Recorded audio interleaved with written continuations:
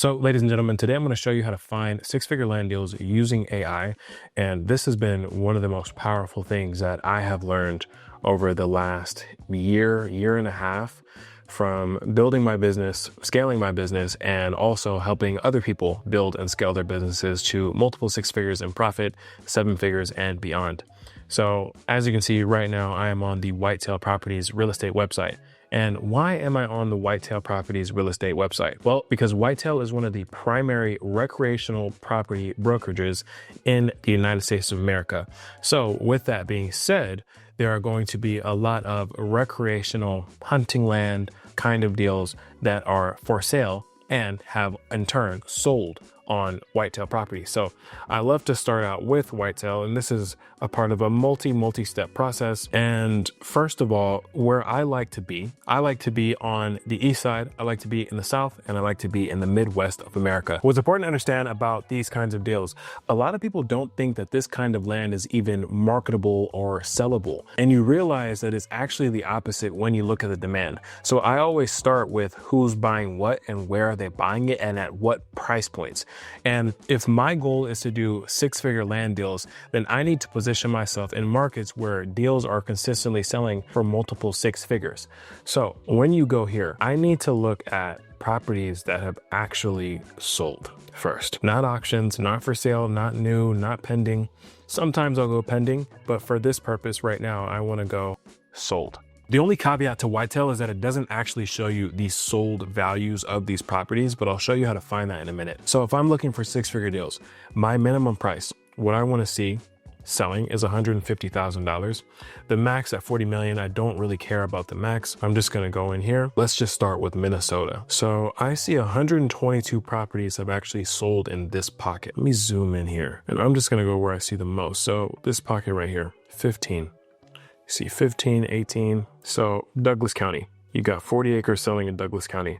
What I want to do is look at the property type first and foremost. And I want to look at the marketing. Private and secluded Alexandria area county acreage, 40 acres. Okay, interesting.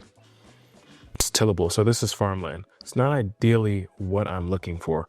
What I'm more looking for are properties that people can hunt on, because these assets, usually they're going to be selling at market value. So let's go back. Let's look here. Let's actually just hone in. Let's focus on Minnesota for this purpose. And you can apply this to essentially any state. And I'm going to also show you in this video how to watch out for any red tape that might be in that state. Let's go here. Let's say, what are we looking for? Let's just look here. Todd County, 48 acres. Here. Build, hunt, and fish on over half a mile of lake frontage on Big Swan Lake. This is the exact kind of asset that I'm looking for. 48 acres. Now look at the marketing. This marketing isn't even the greatest marketing. The pictures are okay, but it's not the best marketing that it could possibly be. So that automatically that actually makes me really excited looking at this. The description is pretty good. What I'm going to do next is go over to Zillow. What county was this? So what we're going to do is go into Minnesota. We're going to go Todd County. As you can see, I already had preset things on here. So Todd County, I want to go Todd County, and I want to go 50 to 100 acres. And look at all these: $310,000, $580,000, $300,000, $225,000, $444,000. See, if you position yourself properly in markets where there's only six-figure deals and you're only making six-figure offers, what do you think is going to happen? What do you think is going to come back? Now, the issue becomes, most people don't know how to brand themselves. Most people don't know how to position themselves. Most people don't know how to sell these kinds of properties. And most people don't know how to market themselves on the phone to these sellers in order to present themselves as the ultimate problem solver to whatever problem that they need to get out of in selling their property. And that becomes the issue. And that is why most people do these low-level deals where they're making $15,000, $10,000, even $3,000. You see, the other thing I want to say too is you get these big promises of doing deals that, you make 10 grand, you'll make 15 grand. It's just all this volume, just do a lot of volume and just keep on doing deals, keep doing deals. But it's diminishing returns, because after all of your expenses, everything, you end up with 3 grand. You end up with $1,500 net. That's what a lot of these people don't tell you. Now, with this, it's the same exact expenses for a $10,000 deal maybe a little bit more than it is for a $100,000 deal. How do I know? Because I've done it multiple times. So I might spend $10,000 to get this entire deal done, but I make $130,000. You see, when you increase your margins that you actually go after, the profit that you make increases by tenfold. So the other thing I want to do is go into Minnesota, and I want to see how long these properties have actually taken to sell. So at 310,000, again, big advantages in this market because the marketing here is not even that good. It's not that good. I'll give this marketing a 5 out of 10. Description is not that great. Let's see, what does this have here?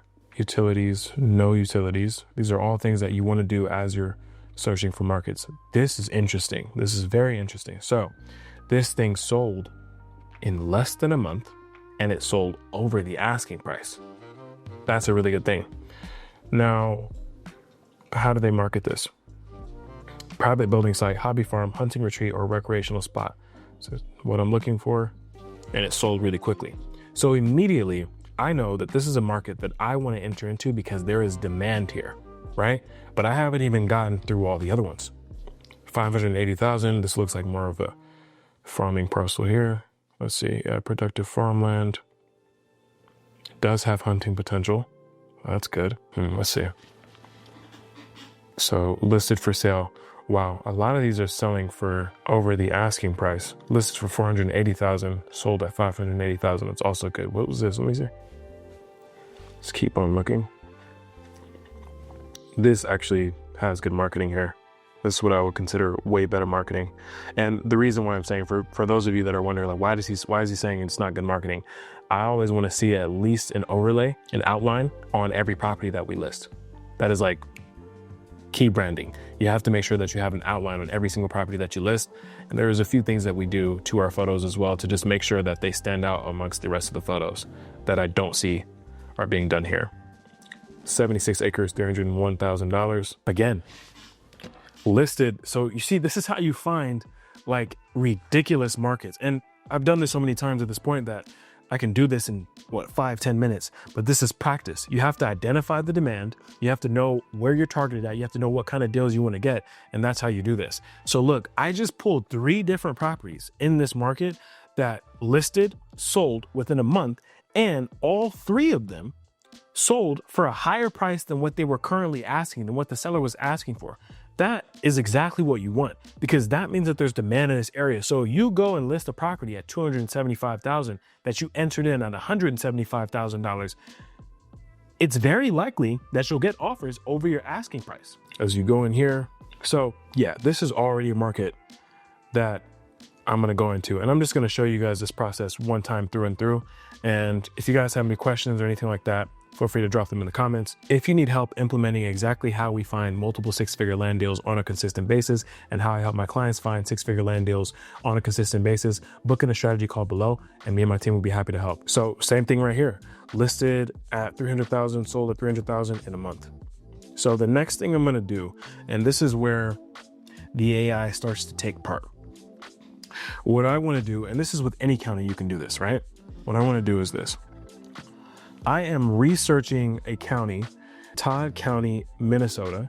I need you to help me identify any potential red tape in buying and selling land in that specific area. I'm specifically going after recreational land in the $150,000 sold all the way up to the multiple 7 figures sold.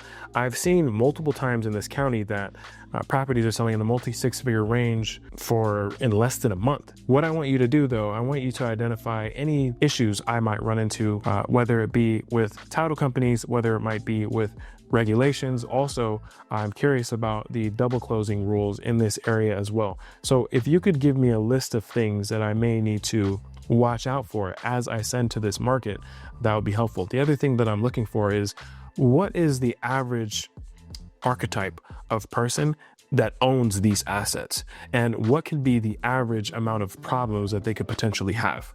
If you could give me all that information in a succinct report, that would be very helpful. So it's really important with the AI to start a dialogue, and I've trained my AI to do a lot for me that specifically helps me with the land investing business. So it's going to be really important to give as much context as you possibly can. The reason why I'm having it do this is because it's really important for you to understand as you go into markets that what potential issues you could run into, because a lot of people don't do this. A lot of people don't think about the potential issues they could run into, and then you start to run into those issues, and then it's like, oh my God, I didn't know that you couldn't perk properties for most of the year. Like in Maryland, as an example, you can only perk properties for like 3 months out of the entire year. So let's check this out, what it has to say. These are all really good things for you to know. So when you go into these markets, you don't want to have any red flags pop up or any surprises pop up. You already know.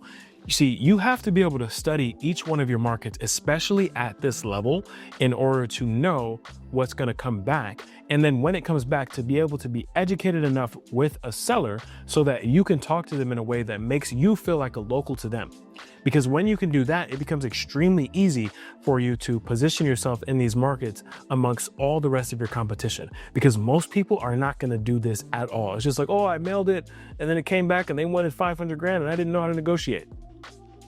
That's why you're not getting these kinds of deals.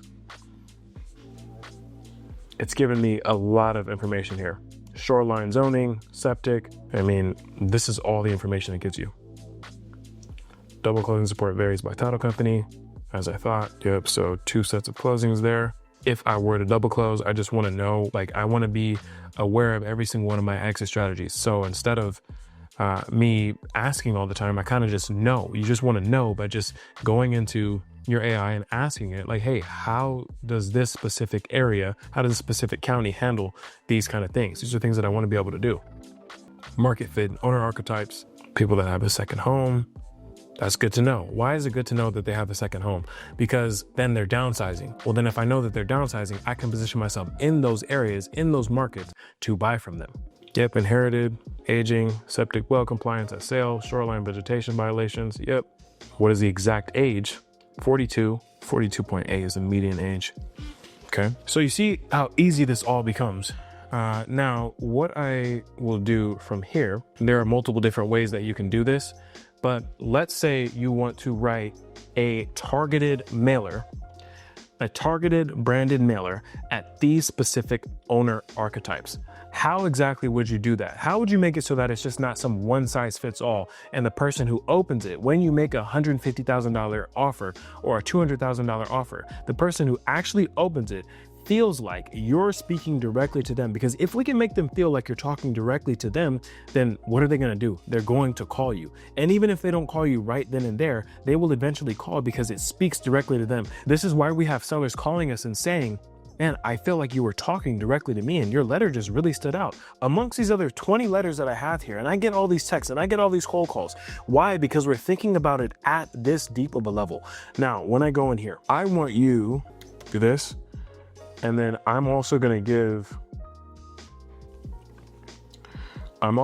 the AI one of our mailer templates for context. You are a world-class direct response copywriter who specializes in generating responses from the archetypes above using specifically the direct mail methodology. Write me a page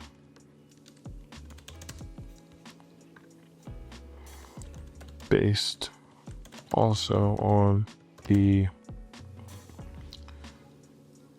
template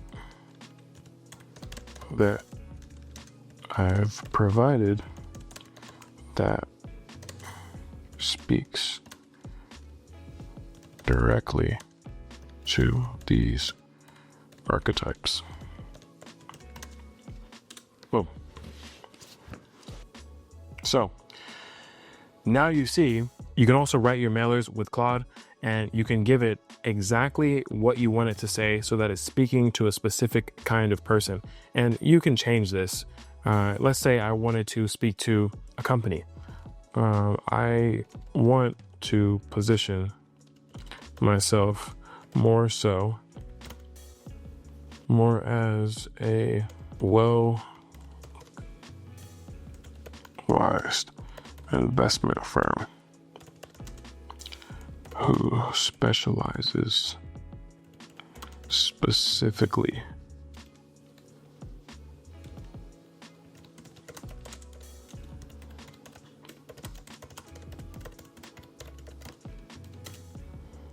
please reflect that.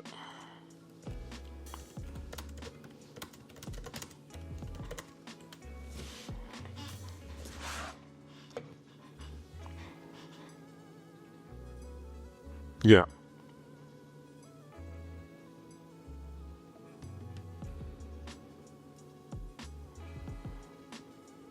So you see how specific this is getting. And you can do this with any market, any property, and you can also like template this out so that, okay, now you've identified the common issues that they may be having, then you can place those issues into the mailer. It gets so deep when you think about it in this level. Now I am saying, okay, our acquisition team has identified your vacant parcel through Todd County Public Records as meeting. So how did you find my property? There you go. I'm answering all of your objections in this very thing. So this is how we write out our mailers, especially when we want to position ourselves properly in markets. You need to give yourself the best chance possible. So you using these regular templates, you not branding your mailer properly. The copy is one thing. The copy is half the battle. The other part of it is actually branding your mailers. So most people don't know how to brand their mailers. Most people don't know how to actually create a story on who they are, why they're doing what they're doing, and how they can help. So even when you go from mailer to website, what does that look like?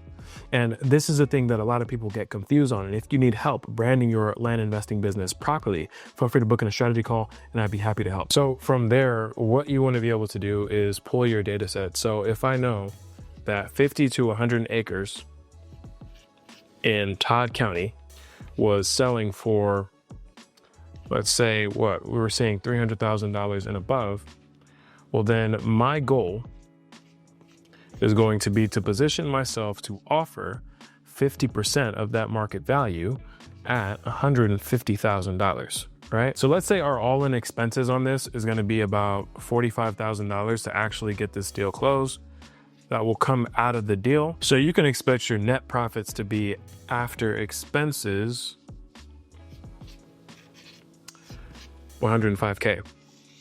First of all, you do 10 deals like this in 1 year, you're absolutely crushing it. And if you want to see a more hands-on breakdown of deals that I've done exactly like this, you can scroll through my YouTube channel. I have multiple six-figure deal breakdowns as well. So what you'll have to do is find anywhere from 10 to 15 counties exactly like this that follow the same rules, that also make sure that the demand is 50 to 100% more than the supply. And if you have that, then you have a good market. So what are we looking for with good markets? That's really important. We found one here, but just so you guys know, we're looking for demand. So I want to see that properties are consistently selling. Second, I want to see that properties are consistently selling 50 to 100% more than they're actually for sale. Third, if I want to do six-figure land deals, I need to make sure that the prices in these areas are selling in the six-figure range. They've got pretty good marketing and they're all selling in 90 days or less. So this market, Todd County, Minnesota, actually has all of this. You can use PropStream to do this. You can use DataTree to do this. You can use LandVision to do this.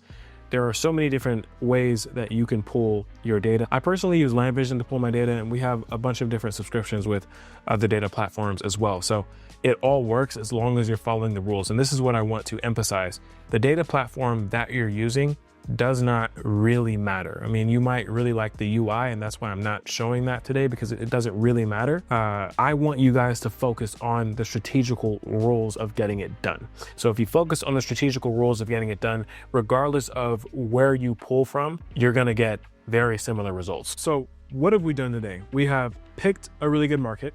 We have figured out how to master our direct mail copy using AI. We have also gone through that market and looked for any red tape that might potentially be in that market that could stop us from doing deals. We've looked at the average archetype of person that's in the area. We've done all of these things step by step. Now, what do we have to do from here? What you'd have to do now is send your direct mail. So you have to get your mail out.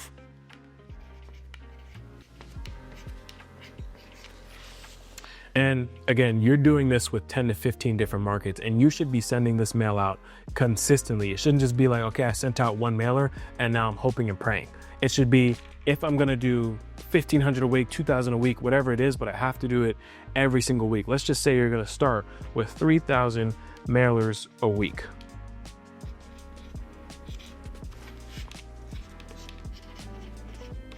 Now that actually needs to be consistent for about 6 months. And within that 6 months, multiple six-figure deals are going to fill your pipeline. It is inevitable for this to happen if you followed all the steps from before. Now, as these deals start to come into your pipeline, it is really important to understand the acquisitions side of this, because acquisitions is by far the most important part about getting multiple six-figure deals under contract and actually closing them. So as a part of acquisitions, what do you need to know? You need to know that, first of all, acquisitions is all about how you look to your seller. So even if you're the best person on the phone, if your branding and your marketing is not correct, they won't even give you a call, because this level of person is really doing their best, especially at this point in their life, to close things up and do everything that they possibly can to not get scammed. They're trying to protect their assets, they're trying to protect everything, and they don't really want to talk to you. So if you do not come correct, it's going to be really difficult for you to get any deals like this. So in your mailer, I showed you how to build authority. So you've already built authority. When you speak to sellers, you need to be able to create trust. You need to be able to build rapport, and you need to be able to identify their main problem.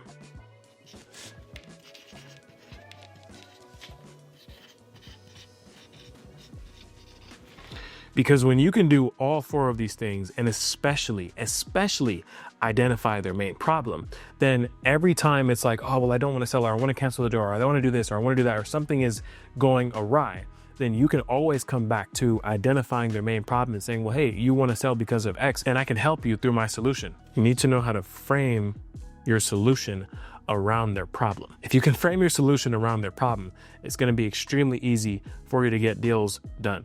Now, when talking to sellers, how do you build authority? By showing them that you've done it before and explaining things in the market that you've already done research on. How do you create trust? By asking them questions about themselves, asking them questions about the property, asking them questions about what you can do to serve them. That's where we want to go. You always want to lead from the place of how can you help them. When you lead from the place of how can you help, it becomes extremely easy to create trust, build rapport, and identify their problems. These are the four things that you need to be able to do to get properties under contract on a consistent basis. Now, what kind of questions am I asking about a property? Especially a six-figure one. And this is the other thing too. When you have a property like this and a profile like this, you need to already have research done. By the time you get on the phone with a person like this, you need to be completely buttoned up, because if you're buttoned up completely, then it's like, oh, wow, he really knows what he's talking about. So I'm asking about septic. I'm asking last time they visited the property. I'm asking if they have kids, if the kids want it. Brothers, sisters, do brothers and sisters want it? Do brothers and sisters have title to it? Is it in a trust? I'm asking about electric. Especially if it's a hunting property, I'm asking what kind of game can be hunted on the property. Because when you say that, when you use jargon that is local to this area, and that's also something that we do, we're able to identify the jargon that's used in some of these areas and use that jargon with the seller, so then they think that you're a local. This stuff is more powerful. Like, I don't think you truly understand how good the land investing business has become because of the things that we've been able to do with AI and like using it to our advantage. And I also, again, I want to know why they're selling. Why are you selling? Like, that's a really big point. Why are you selling? Or are you just picking my brain? If you're picking my brain, that's fine. you should still add value to that seller, even if it's like a brain pick conversation. Oh, I just wanted to see, like, sometimes we have people that are like, why do you guys send these offers? And then I've had people that get mad about that. Like, why are you asking me that? Because you're just focused on making money. You're not focused on solving problems. When you focus on making money as opposed to solving problems, it becomes very difficult for you. So these are all the questions that we're asking them. Septic, last time they visited it, kids, brothers, sisters, trust, electric. All these things are things that I want to ask about water as well. Is it city water? Is it well? Like, these are all things that I'm asking sellers. And when you can package all this together, you're asking them those questions, you know absolutely everything about the property. You also know about them, because when you ask someone about their kids or their brothers and sisters or personal things about them, what do they do for work? What do you do for work? I also want to know what your income is like. Because if I know what your income is like, maybe things are not as liquid as you'd like them to be. And for someone like this, that maybe is well capitalized enough to buy a multi-six-figure property, well, maybe there's a reason why you have to sell. I also want to ask about 1031. Have you identified something else that has you wanting to sell this property? So I'm asking about the 1031 exchange as well. Do you know that? And the other thing too, with this, a lot of people are worried about the capital gains taxes with a $300,000 or $400,000 or $500,000 or $600,000 property. So with that, what we're going to say is, like, you know, you can 1031 exchange this and avoid the capital gains taxes. And the title company can help you do that. As long as you identify a property within this window of time, the title company will help you. So you can do that. You see, it's a really different conversation. And these are all the things that we're talking to sellers about. It's extensive, but if you're able to cover all of these points, then you're going to be able to know a seller well enough to get them under contract, to negotiate with them. And also, of course, price. Price is extremely important. Price is going to allow you to make as much money as you possibly can. And you also have to understand when to negotiate, why to negotiate. Do it early. With these kinds of deals, you want to be able to negotiate earlier, sooner rather than later. Don't just make a high offer if you know you can't close at that offer. It's not about just getting deals under contract. It's about getting deals under contract that we can later profit from on the market. Now, in this video, I have showed you how to select killer markets for multi-six-figure land deals. I have showed you how to identify rules that are going to help you get these multi-six-figure land deals. I've shown you how to write the copy specifically for these seller profiles. I've shown you what to say to those seller profiles as well. Now, these are the basic principles of how we find six-figure land deals with AI, but there is an amalgamation of other stuff, extensive stuff that I teach directly to my clients one-on-one at LandVerse. And if you want to be a client of mine, feel free to book in a strategy call below, and I'd be happy to help you. Now, I know that some people that may be watching this video might be wholesalers or might be wholesaling land, so they don't understand how this model works. We list our properties back on the MLS. So when I was going in the beginning and I found that market and I saw what sold, I already found my buyers. My buyers are there. So I don't keep a list of cash buyers. I keep a list of very professional land-specific brokers. They list my property on the MLS for me, and that is the best way to find buyers. The MLS is the best real estate buyer network that exists. So you're not doing this thing where you're calling these builders or buyers. That's not this. We reverse engineer the process. So when we get these deals under contract, we know exactly how we're going to dispo them. So if you enjoyed this video, feel free to like, comment, and subscribe. Comment anything that was insightful, helpful for you. If you have any questions, ask the questions. I'd be happy to help. And I'll see you guys in the next video.